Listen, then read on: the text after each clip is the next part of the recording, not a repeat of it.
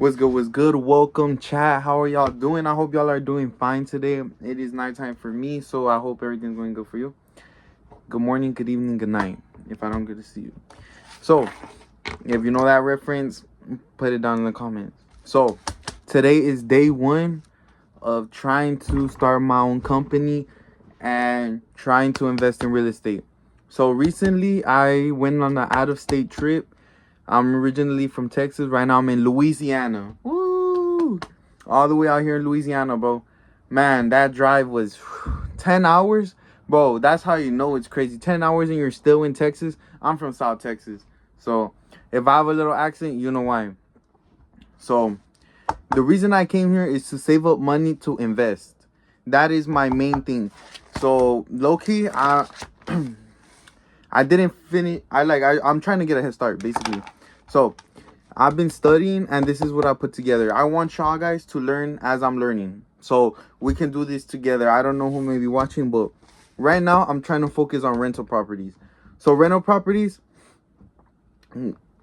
So if you have no money, apparently, if you have no money and you're just starting off, let's say you don't have good credit, you're in debt, hard money lenders. Apparently, they don't care about credit and they're good deal makers. You can like negotiate deals with them.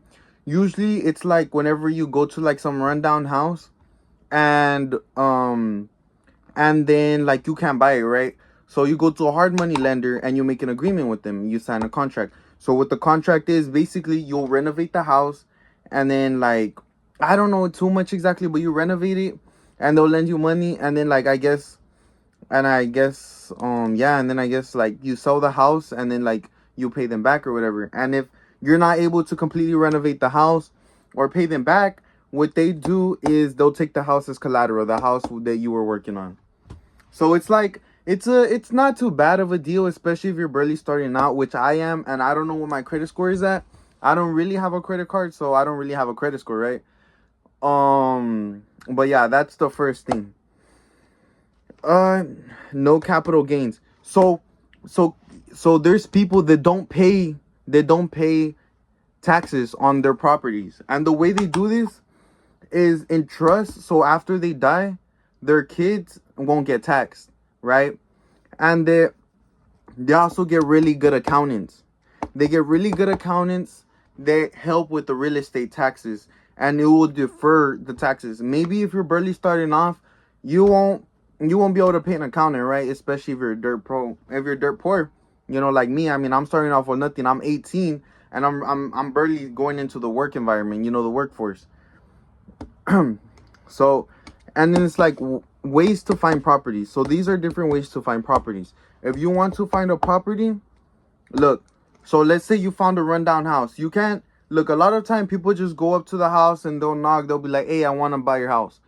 A lot of the times that's not gonna work because people are gonna be offended. Like, I'm living here. This is my home.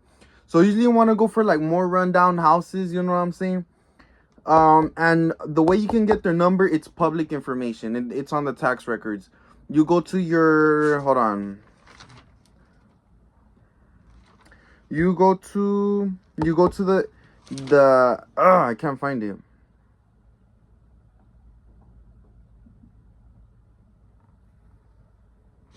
I wrote like 3 pages, guys. You go to the county tax info, and then you type in their address, and it should come up. And their number should come up. And then boom, you'll give them a car or whatever. And I was studying this lady, I forgot her name. Her name's Jackie. So Jackie was saying what's really good is you just go to the house and you leave a note. You'll be like, "Hey, call me. I want to talk to you about something," right? So I'm pretty sure it's gonna intrigue their curiosity. They're gonna be like, "What do they want to talk to me about?" Like, they don't know this person. So then they'll give you a call, and then you'll tell them what like they're interested in, right? So that's another thing. And then closing documents help fight taxes. I'm not really too sure what this is, but I'm pretty sure it has to do with the with the properties, right? I haven't completely done a deep dive, but this is what I wrote down today. I'm gonna try to study at least 30 minutes to an hour every day to get this done.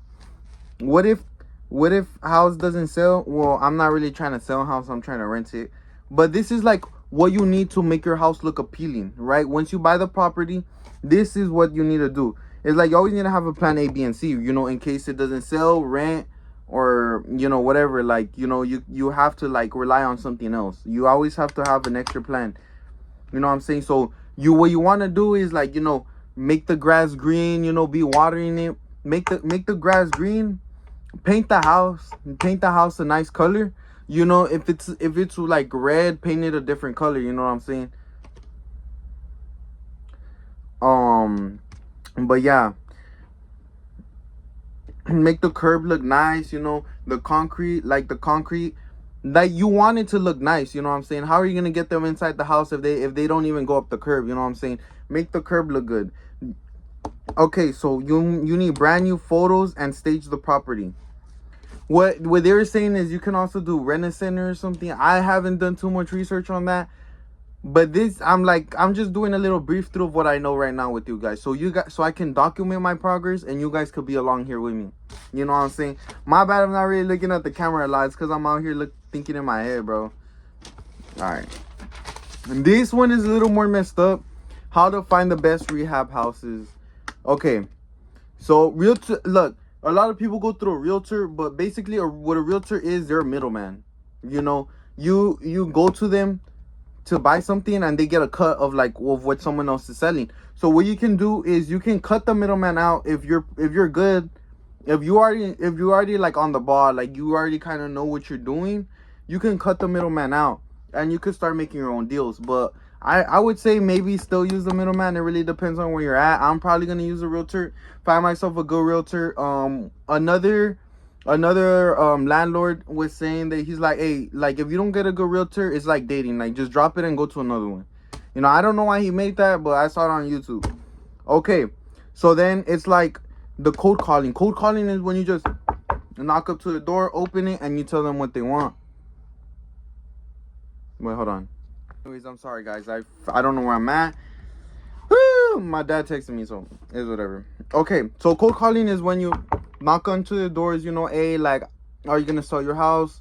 You know, I'm really interested. Boom, you just get the door closed on you, you know what I'm saying? You can't just go up to anyone into any house and try to buy it, right? There has to be the perfect situations, the right situations. And what landlords and what people who buy and sell homes, what they start noticing is, like, there's multiple D's, right? There's 5 D's. Usually it's the main 3 D's. So what's the first one? Okay, this is what Jackie taught me. When you need to look for, basically you need to be the solution to people's problem. A lot of the times when people want to sell their homes, it's because of pain. It's because of, there has to be some underlying reason why they don't want the home.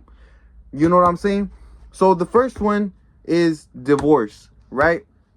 You know, divorce, it's a big house, you're lonely, like, you know, it reminds you of the other person, you just don't want it anymore. There's so many reasons why when people are going through a divorce, they wouldn't want the house. You know what I'm saying? So you go to the divorce attorneys, right? I haven't gone to any just yet. I need to make up the money. But you go to divorce attorneys. You know, you get in contact with them, start communicating with them, tell them, hey, if you don't want the house, I'll clean it out.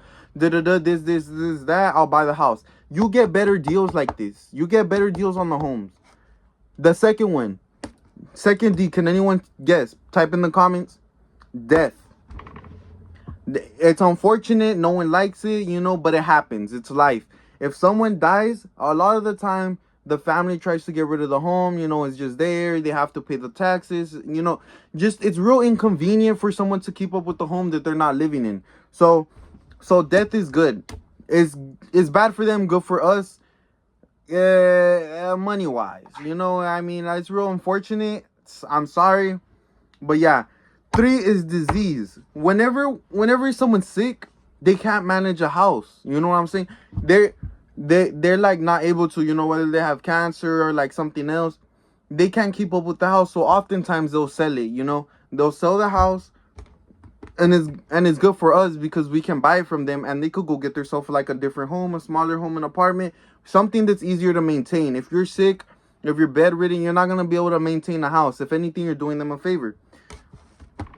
Disease, it's unfortunate, but it's something that happens, you know. 4th, disaster. So let's say someone's house burns down, they get hit by a hurricane. Depending on where you're from, there's different disasters, right? No one likes a disaster, but it happens. So what you do is, maybe the house burned down, it's all charred up. They don't want the house anymore. They're not gonna do anything with the house. Might as well buy a whole new home. They didn't have insurance. So what you do is you go and you make an offer, and they'll sell it to you. I mean maybe not all the time, because they might want to renovate it, but maybe the house is gonna be charred and stuff, but you can renovate it. That's what you can do. You can make profit and money off the house. If anything, the property value is gonna go down because the house is burnt. There is a disaster there. That is good for me and you. That is good for me and you. This is what we want. Okay, we want low cost, high reward. 5, destination. People, everyone's moving, always coming in and out of their house, selling homes. There's a lot of stuff. So destination, maybe someone needs to move. They're going to work, they're going to school, college, different stuff like this. If someone is not at their house, if they move away, like that's opportunity right there. You need to buy that. That is a good opportunity. You make an offer and buy the home. Okay, so here's another thing. If you want to look for nice, if you want to look for areas that like have rundown properties so that you could renovate. Well, I'm looking at more renovating, right? Because I'm broke right now, so I really need to like focus on something really shabby and run down, and renovate it to something new, to either sell it or rent it out. So old parts of town are good. Maybe like go on Google Maps, look at old parts of your town. Some people have maps of their town, of their city or town, and they look at different areas, locations. They go and they drive by there and they find like shabby stuff. Where I'm from, I already noted down a few. So I already know what I'm gonna do when I go back to my Texas. Go Longhorns. Hey. So yeah, ugly or abandoned properties are really good. You could leave notes on their cars and stuff. And then, okay, so whenever you're talking to these people, let's say you leave a note or you get their number through the text, sound friendly. You don't want to sound, hey, I am Margaret. Today we're calling so that we want to invest in your house. That sounds so robotic. You want to sound natural. You want to sound like a friend. You want to sound like you're doing them a favor. Why? Because you are. You are doing them a favor. We're doing this for them and for us. For me and for you. Right? So make it sound friendly. I'm getting this off your hand. This is a property you don't want, Or like, what? Maybe you need the money. Here's the money. Like, we're two people helping each other. This isn't so like they don't make it seem too much like business. Make it seem like a friendly conversation. It really depends on the people they're talking to. Maybe some people are into the business thing. They want to feel like a businessman. I don't know. It depends on the person you're talking to. Only you will know, and you need to learn how to you need to learn how to read people, right? All right. Next one. And this is how to flip houses with no money. It's back to the other thing. All right, yeah, and that's basically it.